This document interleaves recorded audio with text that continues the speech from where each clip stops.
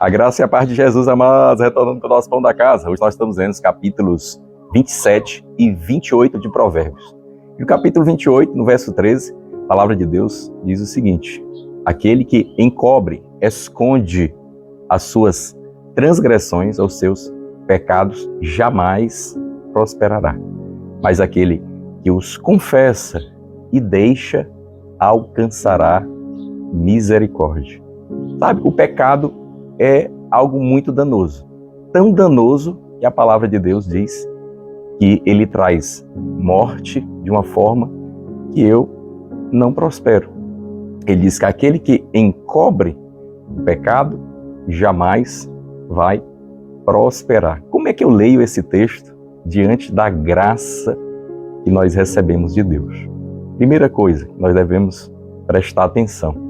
A morte, a Bíblia diz que o aguilhão, a picada da morte é o pecado. Quer dizer, toda vez que nós pecamos, de alguma forma a morte, ela se manifesta no nosso corpo, na nossa alma.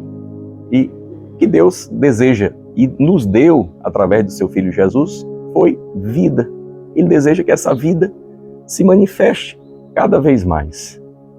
O que nos faz prosperar não é a confissão. Nós não devemos depositar fé na confissão. A confissão é só um meio, é como a oração, é como um jejum.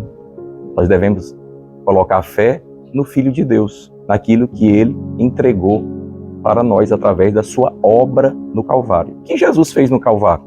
Ele perdoou todos os nossos pecados. Por causa disso, a Bíblia diz que não há maldição resultante desses pecados que venham sobre nós. Tudo que impedia a nossa prosperidade eram as maldições, que é o contrário de bênção.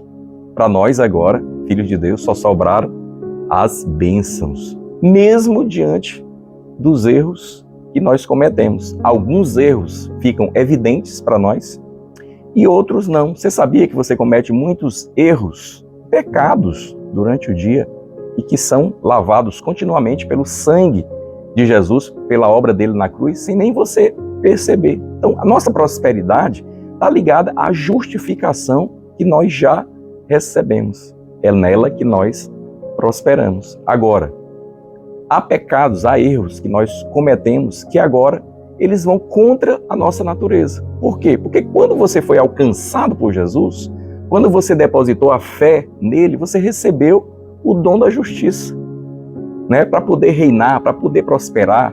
E a Bíblia diz isso lá em Romanos 5,17. Ele diz, por causa do pecado de um só homem, da transgressão de um só homem, a morte reinou. Mas agora, muito mais aqueles que recebem o dom da justiça reinarão em vida. Quer dizer, vão prosperar. Você é chamado para reinar em vida. Agora, invariavelmente, você vai errar. E há pecados que vão estar bem visíveis para você, bem conscientes. E aí é esses que nós devemos tratar. E que Provérbios está chamando a atenção. Por quê? Porque se eu recebi uma nova natureza, e é isso que nós recebemos de Deus, a nova natureza, Ele nos tornou justos e santos, toda ação contrária a isso é uma afronta à nossa nova natureza.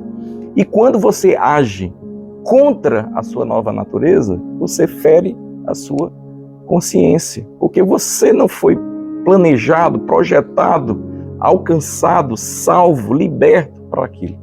Quer dizer, aquilo vai ferir a sua consciência. E aquilo, de certa forma, gera morte ali na sua alma. Aí, isso pode atrapalhar a sua prosperidade. Agora, entenda, sua prosperidade está inteiramente apoiada na justiça que Deus deu para você através da abundância da graça de Deus. Mas, ao ter a consciência ferida pelo pecado, eu preciso confessar, eu preciso chegar para Deus e dizer, Senhor, me perdoa, sabe, eu errei. Reconhecer o erro é ter um coração humilde diante de Deus, e receber o perdão que Ele já te deu lá na cruz, para esse pecado que você cometeu.